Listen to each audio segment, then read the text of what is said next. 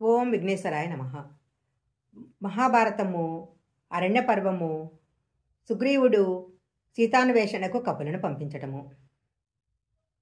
సుగ్రీవుడు రాజభోగాలను అనుభవిస్తున్నాడు. రామలక్ష్మణుడు మాల్యవంతం అనే గుహలో ఉన్నారు. వర్షాకాలం గడిచిపోయింది. రాముడు లక్ష్మణునితో, లక్ష్మణ, సుగ్రీవుడు రాజభోగాలతో గడుపుతూ మనల్ని మర్చిపోయినట్లున్నాడు. నువ్వు సుగ్రీవుని దగ్గరకు వెళ్ళి హెచ్చరించి రమ్మను. అతడు అనుకూలవర్తనుడైతే ఇక్కడికి తీసుకురా అని పంపించాడు. అన్న మాటలు విన్న లక్ష్మణుడు సుగ్రీవుని హెచ్చరించాడు. దానితో సుగ్రీవుడు వణికిపోయి, నేను ఇచ్చిన మాట తప్పే, నీచుడును కాను. సీతను వెతుకుతూ వానరులను నలదిక్కులకు పంపాను. 4 రోజులు గడువు ఇచ్చాను. గడువు తీరటానికి ఇంకా 5 రోజులు ఉంది. సీతాదేవి జాడ తెలియగానే నేను రాముని దగ్గరకు వస్తాను అన్నాడు. ఆ సమాధానంతో తృప్తి చెందిన లక్ష్మణుడు సుగ్రీవుని తీసుకుని రాముని దగ్గరకు వెళ్ళాడు.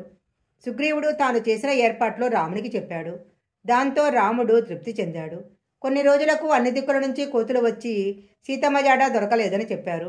దక్షిణ దిక్కు వెళ్లిన కపులు ఇంకా రాలేదు.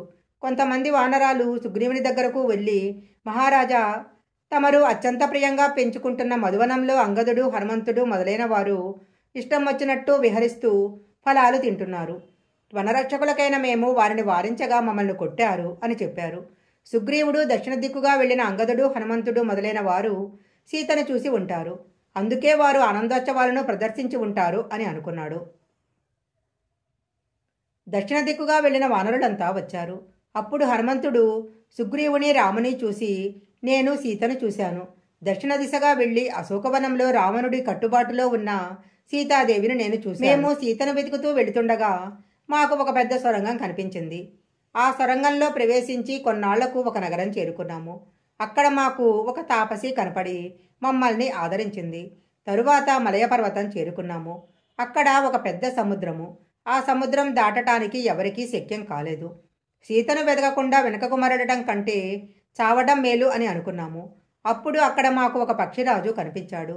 మేము జరిగినదంతా చెప్పి విచారిస్తుండగా ఆ పక్షిరాజు, మీ మాటలలో జటాయువు అనే పేరు వచ్చింది. నేను, నా తమ్ముడు ఒకసారి సూర్యమండలానికి ఎగిరాము. నా రెక్కలు మాడిపోవటంతో నేను ఇక్కడ పడి ఉన్నాను. నా తమ్ముడు జటాయువు గురించి మీకేదైనా తెలిస్తే చెప్పండి అని అడిగాడు. మేము సంపాతితో రావణాసురుడు సీతను ఎత్తుకు వెళ్లటము, జటాయువుని చంపటము చెప్పాను. జటాయువు మరణ వార్త విన్న సంపాతి, నాకు రావణుడి గురించి తెలుసు. వాడు రాక్షసుడు. ఇక్కడికి 100 యోజనాల దూరంలో ఉన్న లంకను రాజధానిగా చేసుకొని రాజ్యం చేస్తున్నాడు. మీకు అక్కడ సీతాదేవి కనిపించవచ్చు అన్నాడు.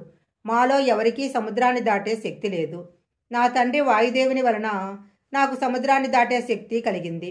నేను లంకకు వెళ్ళి సీతాదేవిని చూసి నన్ను రామదూతగా పరిచయం చేసుకొని మీ ముద్రిక ఇచ్చాను.